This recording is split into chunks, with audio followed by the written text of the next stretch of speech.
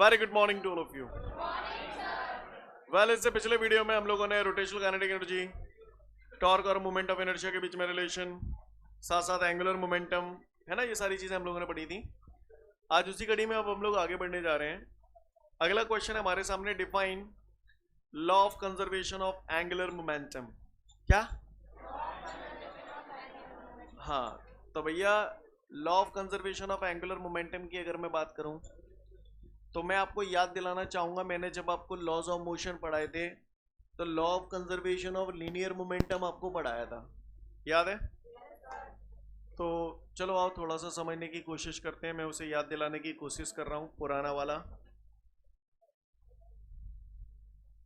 ये कुत्ता है, इसका मास 2 किलो है और ये मूव कर रहा है 3 मीटर पर सेकंड की स्पीड से।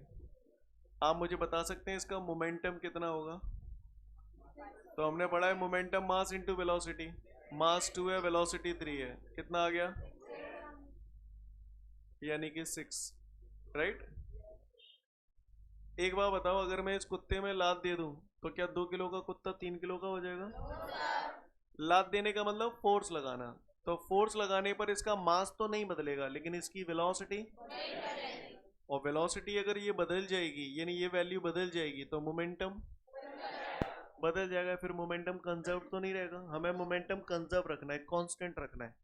तो मोमेंटम कांस्टेंट तभी रहेगा जब फोर्स लगाया जाए या न लगाया जाए, न लगाया जाए। इसीलिए हमने पढ़ा था लॉज ऑफ मोशन में, in the absence of force, है ना, in the absence of external force the total linear momentum of the system remains conserve. याद है आपको? In the absence of force the total linear momentum of the system remains conserve. Scene clear है सभी को? Okay. जब आपने वहां पढ़ा था in the absence of external force, यहाँ क्या बोलोगे? In the absence of external torque. In the absence of external torque the total angular momentum of the system remains conserve. वहां लीनियर मोमेंटम बोलते थे या एंगुलर मोमेंटम बोलेंगे? Yes और no? तो हम क्या बोलेंगे? इन the absence of torque the total angular momentum of the system remains conserve. By the Newton's second law in rotational motion, we all know that tau is equal to dl upon dt। पढ़ा था अपन ने ये। चलो, अब चूंकि उसने बोला है in the absence of torque, in the absence of torque, in the absence of torque का मतलब टॉर्क है या नहीं है? तो in the absence of torque tau बराबर 0 हो जाएगा। तो टाउ की जगह 0 is equal to dl upon dt, cross multiply कर दूंगा तो dl is equal to 0 dt। dl आ रहा है, मुझे l चाहिए, तो मैंने दोनों तरफ इंटीग्रेशन कर दिया। Integration of dl l, integration of 0 constant. Clear है? तो ये आ गया हमारा law of conservation of angular momentum. ऐसे भी लिख सकते हैं। इसे और आगे बढ़ाऊं तो एंगुलर मोमेंटम का फॉर्मूला l बराबर आई ओमेगा भी होता है, ऐसे भी लिख सकते हैं। और आगे बढ़ाने हो तो आप सैकड़ों फॉर्मूले बना सकते हो इसके। समझ पा रहे हैं मेरी बात को? आई का होता है एम आर स्क्वायर, तो एम आर स्क्वायर ओमेगा बराबर कांस्टेंट। और आगे बढ़ाना है तो ओमेगा की जगह 2 पाई अपॉन कैपिटल टी भी लिख सकते हो। ऐसे बहुत सारे बन सकते हैं। तो यहाँ तक का सीन क्लियर है सभी को? इतना पढ़ लो, फिर आगे की बात करूंगा आपसे।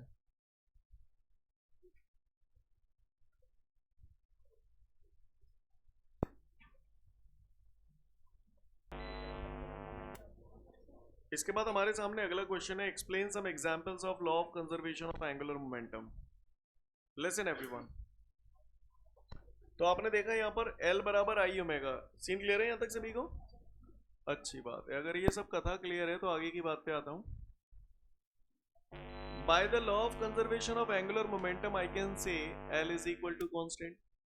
ठीक है जी? L बराबर I omega is equal to constant. ठीक है जी? ऐसे लिख सकता हूँ इसे। तो इससे मुझे ये पता चलता है कि मोमेंट ऑफ इनर्शिया और एंगुलर वेलोसिटी दोनों एक दूसरे के डायरेक्टली प्रोपोर्शनल है या इनवर्सली प्रोपोर्शनल है। तो अगर मोमेंट ऑफ इनर्शिया बढ़ेगा तो एंगुलर वेलोसिटी घटेगी, और अगर मोमेंट ऑफ इनर्शिया कम होगा तो एंगुलर वेलोसिटी, इधर ध्यान दो ना यार, है ना? तुमसे क्या? हाँ। तो मोमेंट ऑफ इनर्शिया बढ़ेगा तो एंगुलर वेलोसिटी घटेगी, और मोमेंट ऑफ इनर्शिया बढ़ेगा तो एंगुलर वेलोसिटी, और मोमेंट ऑफ इनर्शिया घटेगा तो एंगुलर वेलोसिटी। हाँ, क्यों? अच्छा मतलब जानते हो तुम डायरेक्टली, जानते हो मैंने जो पढ़ी है बचपन में, आई बराबर है हमारे स्क्वायर। सुना है यार, perpendicular distance from the axis of rotation होता है। कहे अगर ये आर बढ़ जाएगा तो आई बढ़ जाएगा, और आर घट जाएगा तो आई, ये बोला समझ में है? आई घट जाएगा तो ओमेगा बढ़ जाएगा, समझिएगा। इसके कुछ एक एग्जांपल्स की बात कर रहा हूं, तो गौर से हम सभी लोग देखेंगे। ये एक रोटेटरी टेबल है, यानी घूमने वाली टेबल है। क्या है ये? एंड दिस टेबल इज घूम ही रही, दिस टेबल इज घूम ही रही। इस पे दिस इज एक धांसू सा बंदा, और इस बंदे के ये दो हाथ हैं, कानून के हाथ हैं ये,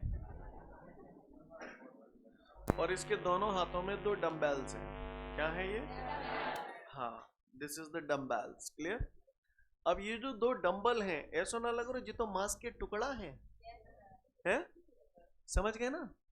अच्छा, टेबल घूम ही रही तो बंदा भी घूम ही रहा हूं, तो एक्सिस ऑफ रोटेशन कैसे है जाके बताओ। यू मीन टू से ए है, this is the axis of rotation. ये मांस का टुकड़ा, तो इस मांस के टुकड़े की एक्सिस ऑफ रोटेशन से ये क्या है? डिस्टेंस। बोलो भैया।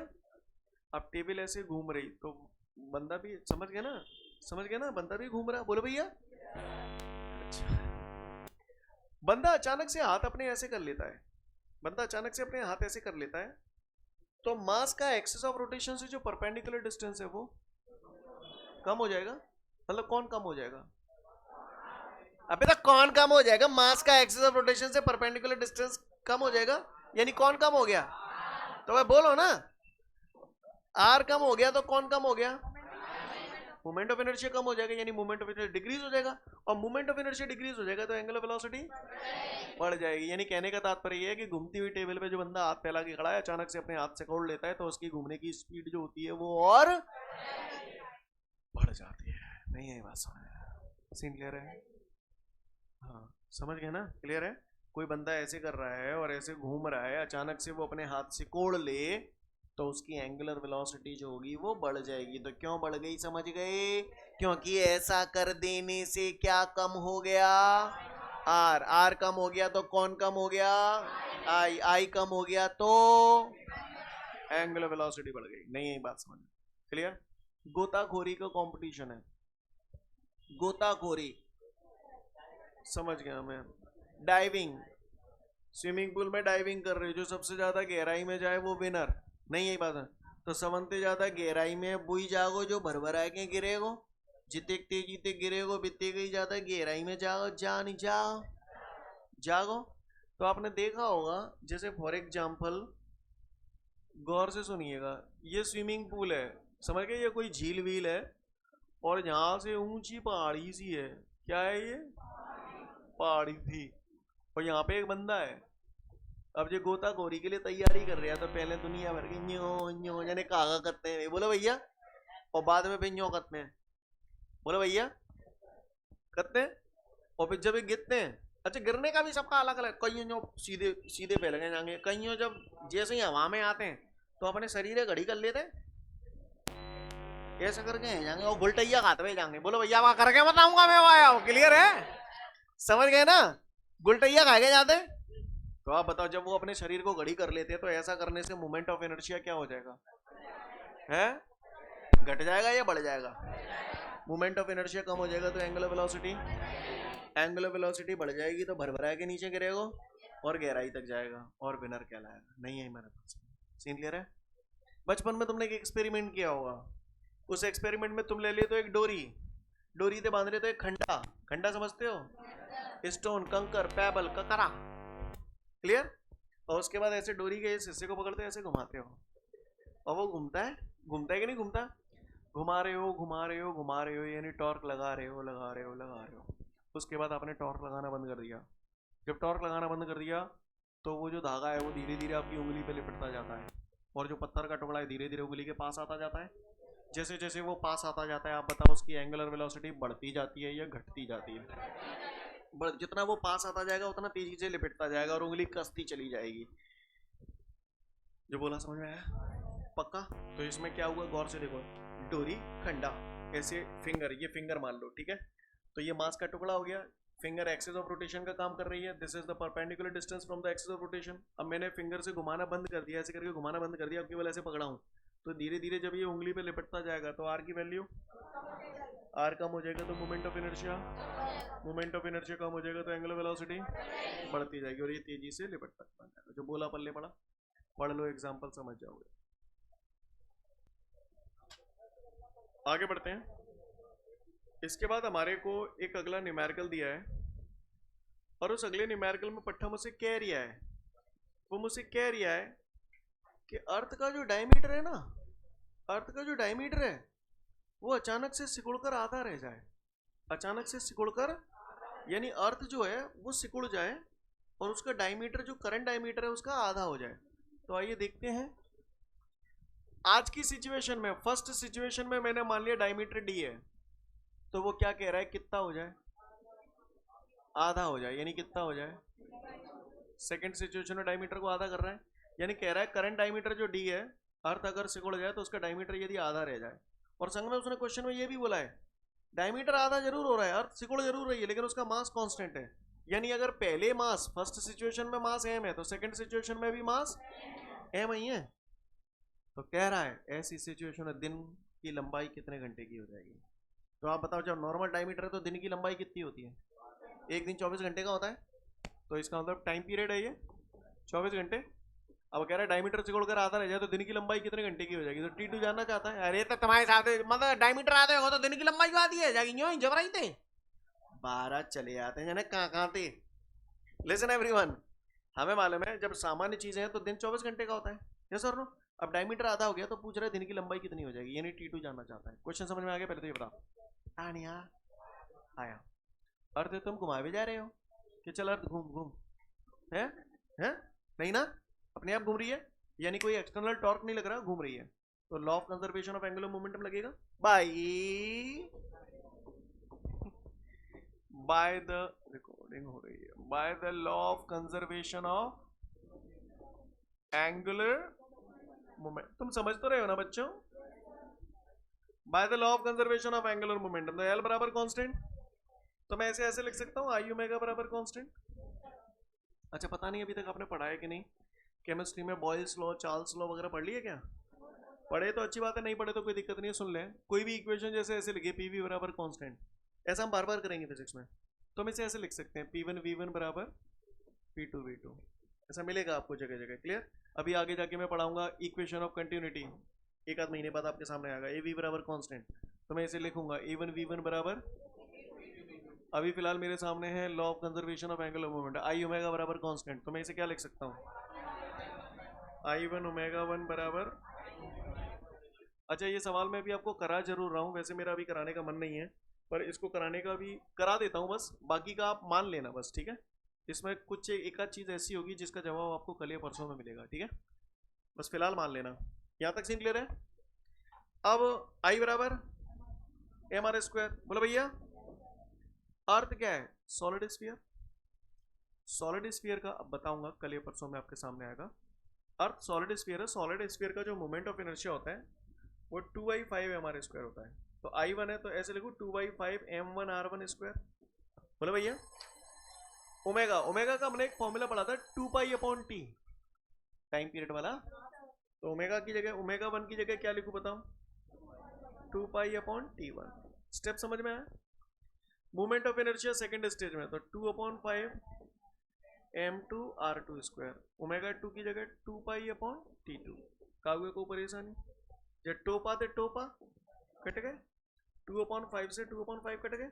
बोलो भैया अब आ जाओ, m1 की जगह क्या दे दूं, m, ठीक है। रेडियस डायमीटर की आधी होती है, ऐसा सुना है मैंने। तो r1 को ऐसे लिखूं d1/2, बोलो भैया बराबर m2 की जगह r2 की जगह d2/2। मैंने समझ में ही ना आ रही, बोलो भैया, भैया डायमीटर, रेडियस डायमीटर का आधा होता है, तो फर्स्ट सिचुएशन में रेडियस डायमीटर की आधी, फर्स्ट डायमीटर की आधी, सेकंड सिचुएशन में सेकंड डायमीटर की आधी। बोलो भैया सही अभी मैंने वैल्यू वैल्यू नहीं रखी, समझ गए? परेशानी आ रही है? एम से बढ़ा दो कचू रहता ना और कर रहा हूं तो कर रहा हूं। यहां तक का सीन क्लियर सभी को? ये T1 रहेगा भैया ना, देखत रहेगा T1 बेचारो, T1 यहीं दे दूं और T2 यहाँ दे दूं, बुरो गंदा सा हो गया ये। तुम समझ तो रहे हो ना? ये मैंने T2 लिख दिया, किसी को कोई दिक्कत? चलो आ जाओ, एम हलवा कर दूं यहीं, आ जाओ भैया। D1 कितना है? तो D1 की जगह D रखूंगा तो D/2 का होल स्क्वायर करूंगा, क्या हो जाएगा? D² 4। और ये T1 है तो T1 24 आवर लिख दूं, बोलो? ध्यान रखना आप आवर में वैल्यू रख रहे हो तो आंसर भी आवर में ही आएंगे, ठीक है? हो गया ये सॉल्व? आ जाओ इधर आ जाओ। T2 तो हमें निकालना है, T2 बोलो भैया, हटाओ जाए। अब आ जाओ इधर, D2 कितना है? अब मैं इसे D/2 करूंगा तो ये कितना होने वाला है? एक मिनट रुको, स्क्वायर बाद में करेंगे। D2 की जगह D/2 रखूंगा तो ये कितना हो गया? D/4 का स्क्वायर करूंगा तो D²/16। आप महान बच्चे हैं। स्टेप क्लियर है सभी को? D² से D² हलवा हो गई, बोलो भैया। 4 1 4, 4 4 16, 4 1 4, 4 6 24, 1/6 is equal to 1/T2। Cross multiply कर दिया, T2 1 T2, 6 1 6 hour. This is your answer. I hope you understand guys. Scene clear? रुको, समझ में आया? मैं कुछ कहना चाहता हूं आपसे, कहो तो कह लूं। तुमने एक बात नोटिस करो, यहां पर 2/5 कांस्टेंट टर्म पे कट गए। इस क्वेश्चन में उसने साफ बोला था मास कांस्टेंट है, बदल नहीं रहा है, तो आपने देखा मास भी कट गया। बोलो, रेडियस को आपने डायमीटर के फॉर्म में भी बदला तो ये 2 से 2 यहाँ कट जाते हैं। जो कांस्टेंट टर्म होता है वो कट जाते हैं जब भी रेशो वाली सिचुएशन आती है। अब मैं इसे दूसरे तरीके से कर रहा हूँ, गौर से देखिएगा, थोड़ा सा ध्यान से देखिएगा। सेकंड मेथड कर रहा हूँ। कॉम्पिटिटिव एग्जाम में बच्चे ऐसे नहीं करते क्योंकि इससे आपको समझ में आता है, आपके लिए बेटर है क्योंकि आपकी अंडरस्टैंडिंग बढ़ती है, राइट? बाकी का कॉम्पिटिटिव एग्जाम में बच्चे से डायरेक्ट उड़ाते हैं। अभी आपको समझने में टाइम लगेगा, बाकी का जब प्रैक्टिस हो जाएगी तो ईजी हो जाएगा। Bye the law of conservation of momentum, तो ये सब अपने दिमाग में करते हैं। एल बराबर कांस्टेंट तो आई ओमेगा बराबर कांस्टेंट, बोलो भैया यस और नो? तो सीधा वो डायरेक्ट लिखते हैं। लो मैं स्टेप बाय स्टेप ही लिख देता हूँ, ज़्यादा गाई करूँगा तो तुम्हें समझ में नहीं आएगा। ये क्लियर है? ये क्लियर है यहाँ तक? आई बराबर mr², ओमेगा की जगह 2π/T is equal to constant, ठीक है? r बराबर D/2, तो m r की जगह D/2 रखूंगा तो D²/4 into 2π/T is equal to constant. Scene clear है? अब आप गौर से देखना, कांस्टेंट लिख दिया मैंने सबसे पहले। जब 4 है जालन क्रॉस मल्टीप्लाई करके पहुंचा दो, कांस्टेंट में कांस्टेंट का मल्टीप्लाई करोगे तो क्या आएगा? कांस्टेंट। जब 2π कांस्टेंट के नीचे ले आऊं तो 2π भी तो कांस्टेंट ही है। मास जब यहाँ ले आओ, अब ये सब पूरा आइटम कांस्टेंट है, कांस्टेंट में इन सब कांस्टेंट का मल्टीप्लाई करोगे तो क्या आएगा? तो आपका ये आ गया D²/T is equal to constant, है ना?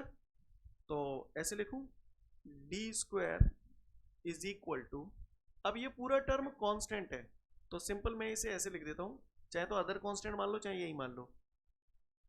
यहां तक समझ में आया? एक मिनट रुक जाओ, आसान करने के लिए 4c लिख दूं इसे अपॉन 2πm लिख दूं। इस टी को इधर ले आया केवल आपको समझाने के लिए, थोड़ा सा मुझे लेंथी करना पड़ रहा है। यहां तक बात समझ में आई सभी को? ये पूरा टर्म क्या है? कांस्टेंट हटता है तो D² proportional to T। Step समझ में आ रहे हैं? तो D को अगर मैं लिखूं D1/D2, स्क्वायर है तो स्क्वायर, तो T को क्या लिखूंगा? रख दो वैल्यू। D1 कितना है? D2 कितना है? तो D/2 कहां पहुंच जाएंगे? ऊपर, होल स्क्वायर। T1 कितना है? 24 आवर अपॉन T2। D से D कट गया, 2 का square 4 is equal to 24 hour upon T2। T2 को इधर ले आया, 4 को नीचे ले आया, तो T2 is equal to 24/4 our. 4 6 24। कौन सा अच्छा लगा आपको, फर्स्ट वाला या सेकंड वाला? है सबका अपना अपना चॉइस है ना? खैर, note it down.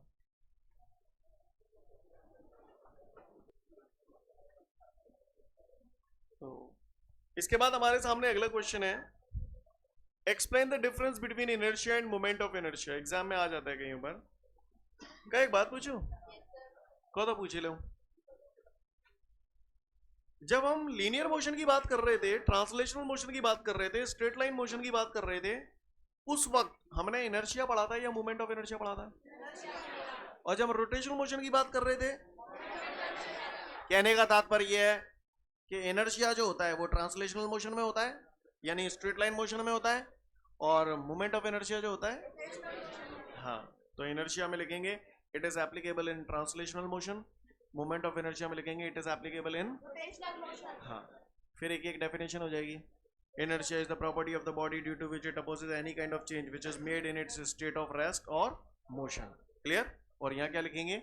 Moment of inertia is the inherent property of the body due to which it opposes any kind of change which is made in its, हाँ, रेस्ट या फिर रोटेशनल मोशन। सीन क्लियर है सभी को? दूसरा, तीसरा जो बोला समझ में आया डेफिनेशन से सीधी सीधी? तीसरी बात सुन लो, इनर्शिया आलसी, इनर्शिया मास पे डिपेंड करता है। क्लियर? आदमी जितने ज्यादा मोटा हो बीतेगा बड़ो वारो आलसी होगा, यस और नो? यानी इनर्शिया जो होता है that depends on the mass, लेकिन मोमेंट ऑफ इनर्शिया आपने पढ़ा था बच्चों, एक तो मास पे तो डिपेंड करता ही करता है, साथ साथ perpendicular distance from the axis of rotation. इसको मैं थोड़ा सा और समझाने की कोशिश कर रहा हूं। आप लोग अलग अलग किताबें पढ़ोगे तो आपको अलग अलग नज़ारे नजर आएंगे, तो वहां पर एटलीस्ट आपको समझ में आना चाहिए। क्या आप लोग समझना चाहते हैं? तो एक पॉइंट तो ये हो गया कि इनर्शिया जो होता है that depend on the mass of the body, right? Clear? और मूवमेंट ऑफ इनर्शिया जो होता है एक तो मास ऑफ द बॉडी पे डिपेंड कर रहे हैं, दूसरा बोलते हैं, या तो आर बोल रहा हूं, मैंने आपको बोला perpendicular distance from the axis of rotation, लेकिन कुछ लोग इसे इनडायरेक्टली ऐसे लिख देते हैं कि मूवमेंट ऑफ इनर्शिया जो डिपेंड करता है that is distribution of mass with respect to the axis of rotation. अब जी एकदम से थोड़ा सा गलत काम हो गया है ना, ये समझ नहीं आया क्या हो गया। सीन क्लियर है? तो उसे समझाने की कोशिश कर रहा हूं। क्या कर रहा हूं? कोशिश। तैयार है? गधों की तरह रिएक्ट मत करना, सोच समझ के जवाब दीजिएगा। ओके, लिसन, ये एक्सिस ऑफ रोटेशन है, पेन एक्सिस ऑफ रोटेशन है, और ये मान लीजिए ये कोई पार्टिकल है, दिख रहा है पार्टिकल, इसका मास m है और इसकी एक्सिस ऑफ रोटेशन से कुछ ना कुछ परपेंडिकुलर डिस्टेंस भी होगी, यस और नो? अब आप बताओ, अगर मैं एक्सिस बदल दूं तो r बदल जाएगी या वही रहेगी? बदल जाएगी। और अगर एक्सिस बदल जाने से इसका मोमेंट ऑफ इनर्शिया बदल जाएगा कि नहीं बदल जाएगा? है? अच्छा एक बात बताओ, अभी आपको ये मास दिख रहा है, इसकी एक्सिस ऑफ रोटेशन से कुछ ना कुछ दिख रहा है डिस्टेंस, बोलो भैया। आप ये देखो एक्सिस के चारों तरफ बराबर बराबर मास डिस्ट्रीब्यूटेड है, बोलो। अब देखना, अब वो पार्टिकल की डिस्टेंस वही रही है, बदल गई, तो मोमेंट ऑफ इनर्शिया बदल जाएगा कि नहीं बदल जाएगा? अभी जैसे मान के चलो कोई बॉडी है, मैंने एक्सिस यहां बना दिया, अब आप देखो एक्सिस के इधर की तरफ मास ज्यादा है, इधर की तरफ कम है, तो मोमेंट ऑफ इनर्शिया कुछ और आएगा। एक्सिस अगर यहाँ पर बीच में कर दूंगा तो मोमेंट ऑफ इनर्शिया कुछ और आएगा, बोलो भैया। एक्सिस की पोजीशन बदल जाने से मोमेंट ऑफ इनर्शिया बदल जाएगा कि नहीं बदल जाएगा? क्योंकि एक्सिस बदल जाने से कहीं ना कहीं आर बदल जाएगा। तो मास का डिस्ट्रीब्यूशन एक्सिस के चारों तरफ किस प्रकार कर रहे हो उस पर भी मोमेंट ऑफ इनर्शिया डिपेंड करता है। तो मोमेंट ऑफ इनर्शिया काय पे डिपेंड कर रहा है? मास पे डिपेंड करता है, and distribution of mass with respect to the axis of rotation. जो बोला पल्ले पड़ा, सीन क्लियर है? तो मैं फिर से बोल रहा हूं, वो बोल रहा है explain the difference between inertia and moment of inertia. तो inertia is applicable in translational motion, moment of inertia is applicable in, हाँ, इनर्शिया बॉडी की एक ऐसी प्रॉपर्टी होती है जिसके कारण वो अपने अंदर होने वाले चेंजेस का अपोज करती है, क्लियर? और मोमेंट ऑफ इनर्शिया ऐसी प्रॉपर्टी होती है जिसके कारण वो अपने रोटेशनल मोशन या रेस्ट पोजीशन में होने वाले चेंजेस का अपोज करती है, क्लियर? इनर्शिया मास पे डिपेंड करता है, मोमेंट ऑफ इनर्शिया मास पे डिपेंड करता है, and distribution of mass with respect to the axis of rotation. Scene clear है? पढ़ लो, समझ जाओगे।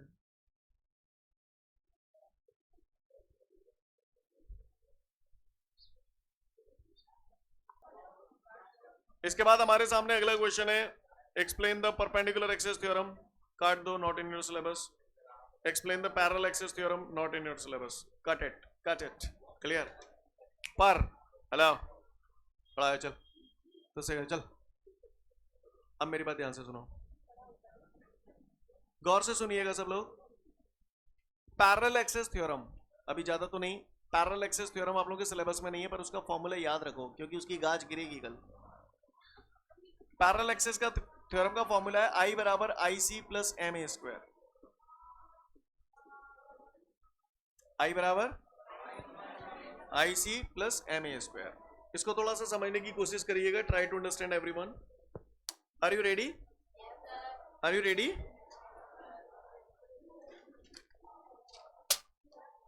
ये देख रहे हैं आप, it's a body, it's a body. इस बॉडी का अपना एक सेंटर ऑफ मास भी होगा, सेंटर पे होगा। क्लियर है? ये जो ब्लू पेन है ये एक्सिस को रिप्रेजेंट कर रहा है, और ये वो एक्सिस है जो सेंटर ऑफ मास से पास हो रहा है। This is the axis which is passing through centre of mass of the body.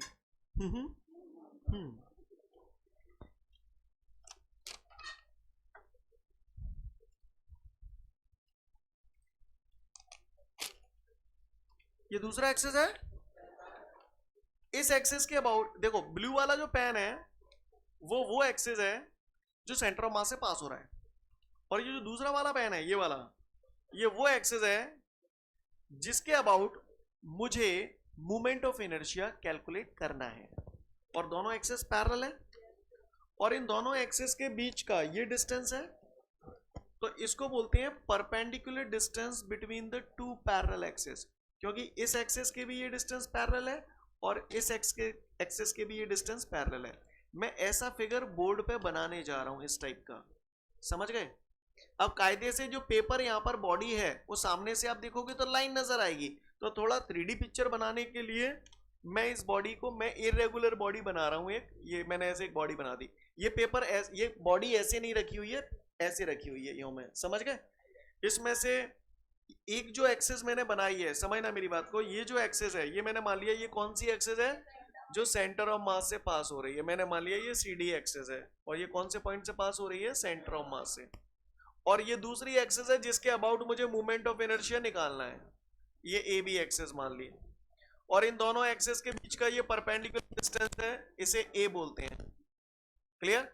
Perpendicular distance क्यों बोले हैं? क्योंकि इस एक्सिस के भी परपेंडिकुलर है ये लाइन, इस एक्सिस के भी परपेंडिकुलर है, तो A क्या है? Perpendicular distance between the two parallel axis. Scene clear है? तो भैया मुझे चवन्नी भर की उम्मीद नहीं है आपसे। इसका फॉर्मूला होता है I बराबर IC plus MA square. IC होता है moment of inertia of the body about an axis which is passing through centre of mass of the body. M total mass of the body होता है। A जो होता है that is the perpendicular distance between the two parallel axis. ये theorem apply करूंगा कल की date में मैं कुछ एक फॉर्मूलाज को निकालने के लिए। समझ पा रहे हैं मेरी बात को? तो बस आप स्टेटमेंट या फॉर्मूला याद रखना, इसमें कौन सी चीज क्या है ये आपको पता होनी चाहिए। क्लियर? IC क्या है?